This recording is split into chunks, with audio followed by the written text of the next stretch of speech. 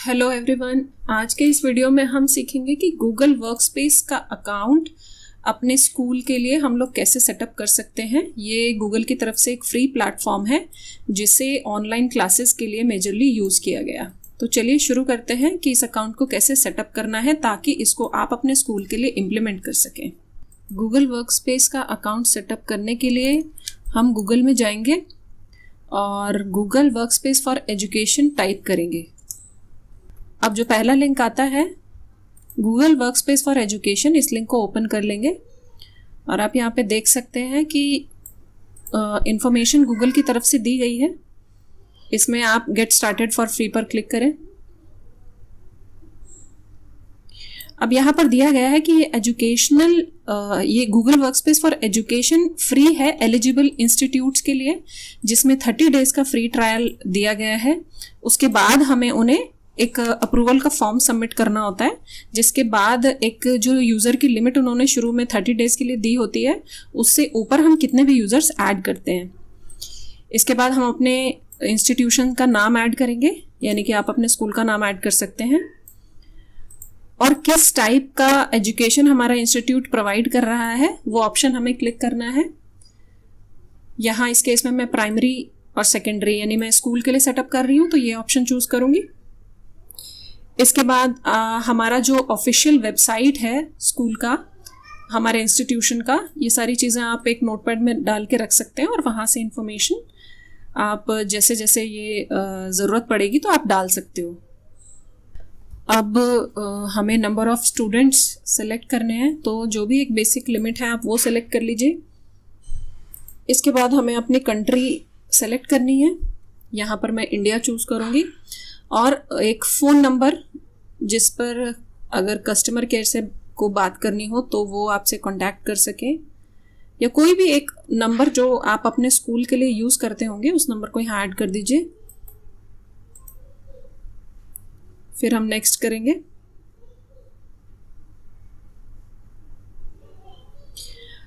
अब हमें अपने स्कूल का पूरा एड्रेस यहाँ पे ऐड करना है, तो एक एक करके हम वो सारी इन्फॉर्मेशन यहाँ पर ऐड करते चले जाएंगे। तो जो भी स्कूल का एड्रेस हमारा है वो कोशिश करें कि वेबसाइट पर भी वही हो, और अगर आपने गूगल माई बिजनेस में भी रजिस्टर किया हुआ है तो वहाँ पर भी सेम एड्रेस हो और वही एड्रेस आप यहाँ पर भी ऐड करें ताकि तीनों में सिमेट्री रहे। सेम एड्रेस हो तो गूगल को पता चलता है कि ये सेम इंस्टीट्यूशन है। तो आप अपना वही एड्रेस यहाँ पे डालें जो वेबसाइट और माई बिजनेस की लिस्टिंग में है। इसके बाद आप नेक्स्ट करिए। अपना स्टेट सेलेक्ट करने के बाद यहाँ पर मैं उत्तर प्रदेश सेलेक्ट करूँगी।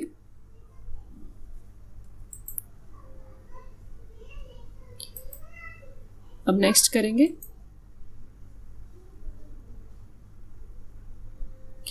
अब हमें किसी एक बंदे की कॉन्टैक्ट इन्फॉर्मेशन यहाँ पे ऐड करनी होगी। तो जो भी आपका ऑफिशियल आपको ये बंदा है, जो भी आपका स्पोक पर्सन, जो भी सपोर्ट के साथ डील कर सके, उनका यहाँ पर आप अपना इन्फॉर्मेशन ऐड कर सकते हैं। यहाँ पर मैं भी अपना इन्फॉर्मेशन ऐड कर रही हूँ और अपना एक ईमेल एड्रेस आप यहाँ डाल सकते हैं। अब हमें अपना डोमेन नेम यहाँ पर ऐड करना है इंस्टीट्यूशन का। आप अपनी ऑफिशियल वेबसाइट का डोमेन का नाम भी यहाँ पर रख सकते हो, बट आई सजेस्ट कि गूगल वर्कस्पेस फॉर एजुकेशन के लिए एक सेपरेट डोमेन यूज़ करें। इनकेस अगर फ्यूचर में किसी एक डोमेन के साथ कुछ प्रॉब्लम आती है तो वेबसाइट स्कूल की जो ऑफिशियल है वो हैम्पर नहीं होगी और ना ही गूगल वर्कस्पेस फॉर एजुकेशन का डोमेन हैम्पर होगा। इंडिविजुअली दोनों प्रॉब्लम्स को अलग अलग देखा जा सकता है। अब आप इस डोमेन को यूज़ करें जो भी आपने नया चूज़ किया है। मैं यहाँ पर एक नया डोमेन ऐड कर रही हूँ।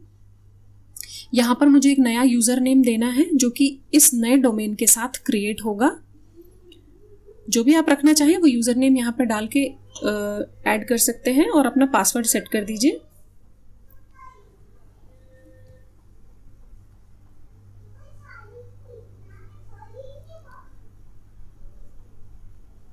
ये गूगल के एडमिन कंसोल में लॉगिन करने के लिए ये अकाउंट यूज़ होगा, यानी कि ये सुपर एडमिन होगा।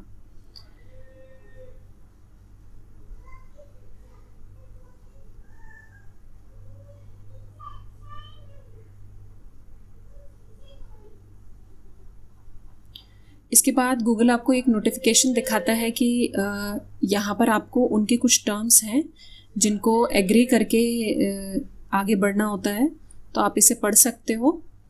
यहाँ पर गूगल ने बताया है कि वो क्या क्या इन्फॉर्मेशन हमारी कलेक्ट कर रहे हैं, या जो भी इन्फॉर्मेशन हमें उन्हें प्रोवाइड किया है उससे रिलेटेड क्या क्या चीज़ें वो यूज़ कर सकते हैं।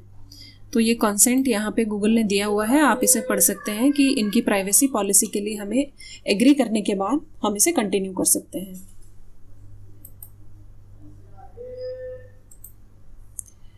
अब यहाँ पे आप इसे इस स्टेप को कंप्लीट कर दीजिए।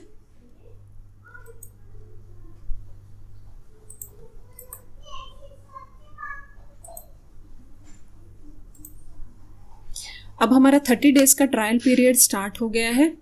आप देख सकते हो इतना ये सारा सेटअप करने के बाद हम एडमिन कंसोल में जा सकते हैं, और 30 डेज के फ्री ट्रायल में हम लोग सिर्फ 10 यूज़र तक ही मैक्सिमम क्रिएट कर सकते हैं। उससे ऊपर जाने के लिए हमें एक अप्रूवल फॉर्म सबमिट करना होगा, जिसका लिंक मैं डिस्क्रिप्शन में दूंगी, आप वहाँ से जाके चेक कर सकते हैं। सारे लिंक्स इस वीडियो से रिलेटेड आपको डिस्क्रिप्शन में मिलेंगे। अब ये देखिए, एडमिन कंसोल पे आने से पहले हमें अपना डोमेन वेरीफाई करना होगा। अब इसे वेरीफाई करने के लिए आप यहाँ वेरीफाई पे क्लिक करें, और अगर आप कोई इन्फॉर्मेशन सपोर्ट से हेल्प लेना चाहते हैं तो वहाँ उनका नंबर भी दिया गया है। यूज़र क्रिएट करने से पहले ही हमें अपना डोमेन वेरीफाई करना होगा। तो यहाँ पे गूगल ने अलग अलग मेथड दिए हुए हैं, आप किस तरह से अपना डोमेन वेरीफाई करना चाहते हैं। यहाँ पर 4 तरह के मेथड दिए हुए हैं, लेकिन मैं HTML फाइल का ऑप्शन यूज़ करूँगी। वो फाइल एक आपको डाउनलोड करनी है। जैसे ही आप कंटिन्यू करेंगे, इस फाइल को डाउनलोड कर लीजिए।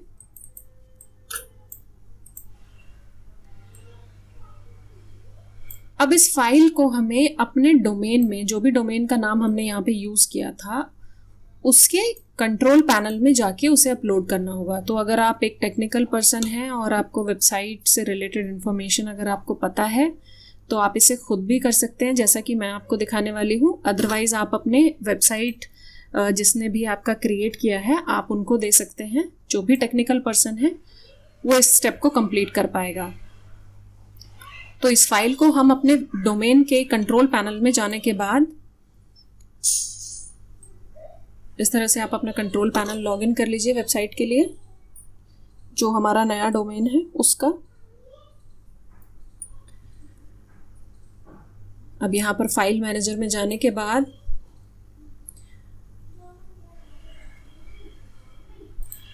Go to public HTML। अब यहाँ पे मैंने एक पुरानी फाइल पहले से डाली हुई थी, तो इसे मैं डिलीट कर दूंगी। आपकी में कोई भी फाइल नहीं होगी शुरू में, तो आपको डिलीट करने की ज़रूरत नहीं है।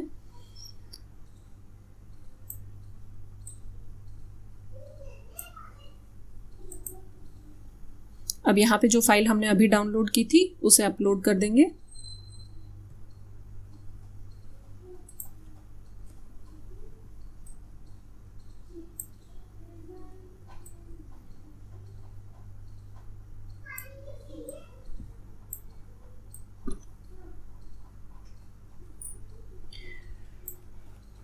अब आप देख सकते हो कि ये फाइल अपलोड हो चुकी है। अब हम अपना कंट्रोल पैनल क्लोज कर सकते हैं और इस पेज को रिफ्रेश करके आप देख सकते हो। आप वेरीफाई माय डोमेन कर दीजिए फाइल अपलोड करने के बाद। फाइल का नाम सेम ही होगा।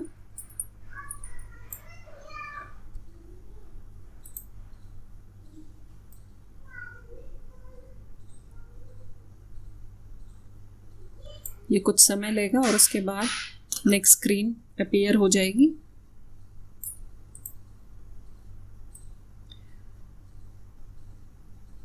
अब हमारा डोमेन वेरीफाई हो चुका है। अब हम फ्री ट्रायल के अंडर अपने यूज़र्स क्रिएट कर सकते हैं। हम चाहें तो जीमेल को भी एक्टिवेट कर सकते हैं अपने इस डोमेन के लिए। तो यहाँ पे आपको सारी इन्फॉर्मेशन शो हो रही है। आप यहाँ पे देख सकते हो कि एडमिन कंसोल में